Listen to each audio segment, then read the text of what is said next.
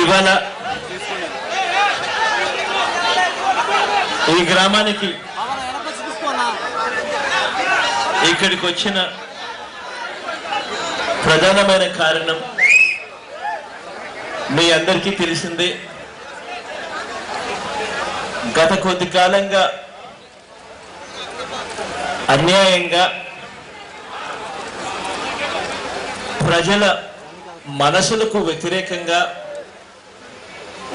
వాళ్ళకి ఇష్టం లేకపోయినా కూడా వాళ్ళ భూములను బలవంతంగా లాక్కునే కార్యక్రమం ప్రభుత్వం చేస్తూ ఉంటే దాన్ని గట్టిగా నిలదీయడం, దాన్ని గట్టిగా అడ్డుకోవడం వైఎస్ఆర్ కాంగ్రెస్ పార్టీ రైతులకు అండగా తోడుగా నిలబడుతూ వస్తూ ఉంది.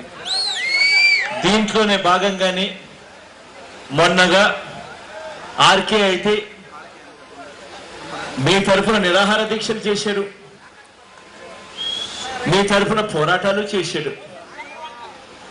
మొన్నటికి మొన్న ఏకంగా 42 మంది శాసనసభ్యులు మీకు బాసటగా నిలబడుతూ ఇక్కడి నుంచి ధర్నా కార్యక్రమం నిర్వహిస్తూ పాదయాత్ర కూడా చేశారు. ఇది ఒకటే కాకుండా కేవలం ఈ రాజధాని నగరంలో జరుగుతూ ఉన్న ఈ అన్యాయానికి నిరసనగా ఏకంగా మన పార్టీ అయితే వైఎస్ఆర్సీపీ అయితే కేంద్రంలో కూడా ఏదైతే ల్యాండ్ అక్విజిషన్ యాక్ట్కి సంబంధించి ఏదైతే మల్టీ క్రాప్ ఇరిగేటెడ్ ల్యాండ్ అంటే బహుపంటలు పండించే భూమిని తీసుకునే అధికారం ప్రభుత్వానికి ఇస్తా ఉన్న హక్కును మేము తీవ్రంగా వ్యతిరేకిస్తూ కేంద్ర ప్రభుత్వం ఈ బిల్లును ప్రవేశపెడితే ఆ బిల్లులో ఈ బహుపంటలు పండించే భూమిని ప్రభుత్వానికి అధికారం ఇచ్చే కార్యక్రమం, అక్విజిషన్ చేసే అధికారం ఇచ్చే కార్యక్రమానికి మేము వ్యతిరేకిస్తాము అని చెప్పి కూడా బాహాటంగా కూడా చెప్పాం. అంతేకాదు సోషల్ ఇంపాక్ట్ అసెస్మెంట్ అని చెప్పి ఒక ప్రణాళిక ఉంటే దాన్ని కూడా తొలగించే కార్యక్రమం కూడా చేస్తా ఉంటే దానికి కూడా మేము వ్యతిరేకం అని చెప్పి కూడా గట్టిగా చెప్పాం. ఇక్కడ జరుగుతా ఉన్న పరిస్థితుల గురించి రాష్ట్ర వ్యాప్తంగా అందరికీ కూడా అవగాహన ఉంది. కానీ ఇక్కడ జరుగుతా ఉన్న అన్యాయాలకు, ఇక్కడ జరుగుతా ఉన్న పరిస్థితులను మీ ద్వారా నేను ఇవాళ వినడం కాదు, రాష్ట్రం మొత్తం వినాలి, దేశం మొత్తం కూడా వినాలి. నేను అందుకనే మీకే మైక్ ఇస్తాను.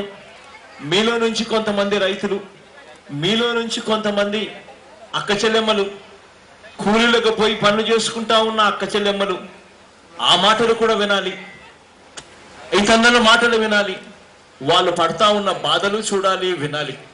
ఈ రెండింటిని మైక్ మీకే ఇస్తాను. మీరే రాష్ట్రానికే కాదు దేశానికి కూడా అర్థం కావాలి. చంద్రబాబు నాయుడు గారు కూడా మనసు మార్చుకునేలా, మెడను వంచేలా ప్రజలందరూ కూడా ఉద్యమ మాట పట్టాలి. దాంట్లో భాగంగానే మీకే మైక్ ఇస్తాను. కొంతమంది రైతులు, కొంతమంది పనులకు పోయే అక్క చెల్లెమ్మలు ఇద్దరు కూడా ముందుకొచ్చి మాట్లాడవలసిందిగా సవనీయంగా కోరుతా ఉన్నాను. పైకి కొద్దిగా మాట్లాడాలనుకునే వాళ్ళు కొద్దిగా పైకి ఎక్కితే జాగ్రత్త, అమ్మని జాగ్రత్త, అందరికి కనిపిస్తారు. కూర్చొని మాట్లాడచ్చులేవా? మీ పేరు కూడా, మీ ఊరు కూడా రెండు చెప్పి, మీ రైతు కూలీ అని కూడా చెప్పి మీరు పడతా ఉన్న బాధలు చెప్పండి తల్లి. చూడండి కొడుకారు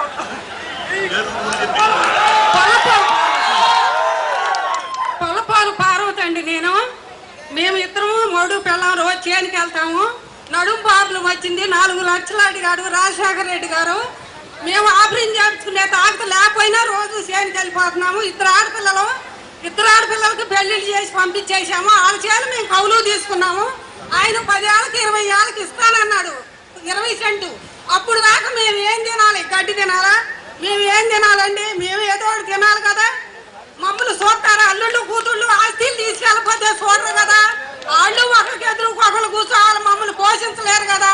చంద్రబాబు నాయుడు మా 2 ఊళ్ళు పొలాలు మాకు ఇడిచిపెట్టమన్నాం, అంతవరకే. మేము అతను ఒక్క మాట అనము, మా చేను మాకు ఇడిచిపెట్టి వెళ్ళిపోండి, అంతవరకే. ఒక్క మాట అనము, తప్పుగా మేము మాట్లాడము అసలు.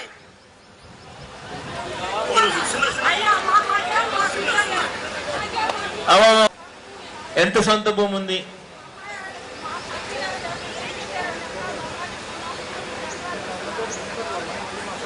అంతా కలిపి మీరు మీ పిల్లలు అంతా కలిపి 3 ఎకరాల భూమి ఉంది.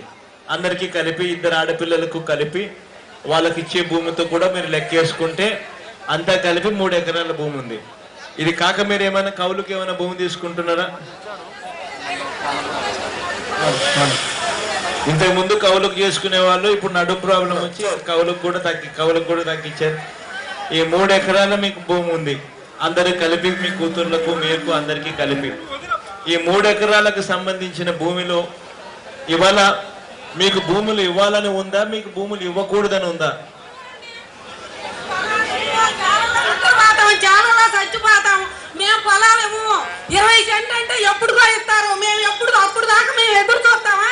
మేము ఏం చేయాలి? నువ్వు ఉంటావు, దిగిపోతావు, ఇంకా పెద్దాడు అయిపోతావు, మమ్మల్ని కాదు వెళ్ళిపోమంటావు. అప్పుడు మేము ఏం చేయగలము? నిన్ను ఒక్క మాట అనము, తప్పుగా మాట్లాడు, మా చేను మాకు ఇచ్చిపెట్టుకోలే. నమస్కారం నీకు.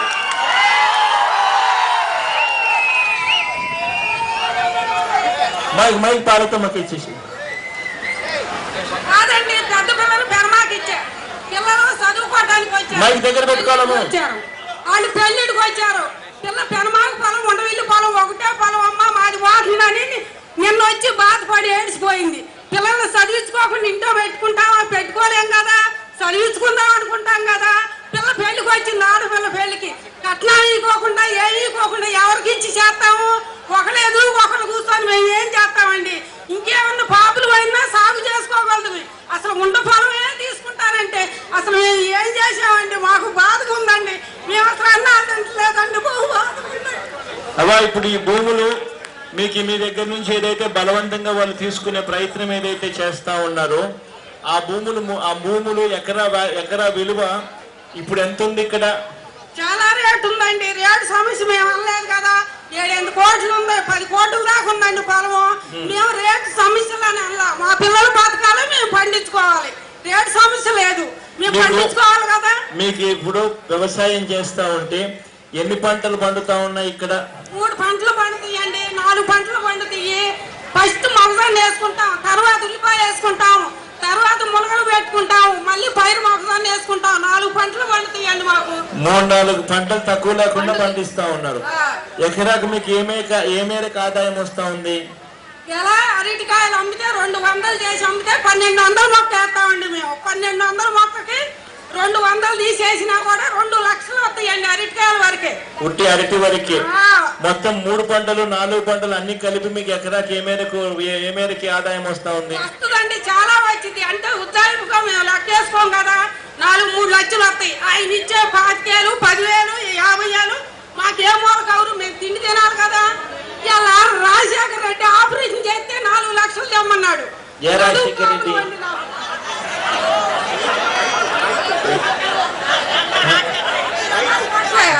డాక్టర్ పేరా? ఆర్థోపెడిక్ సర్జన్ ఒక ఆయన ఉన్నాడా? ఎక్కడ? విజయవాడలో ఉన్నాడా? విజయవాడలోనే. మీరు కాదండి, మిమ్మల్ని అంటున్నా డాక్టర్ రాజశేఖర రెడ్డి. మరి మేము డబ్బులు తీసుకొని వెళ్ళామా? ఇంకేమా? అది సరేలేబా.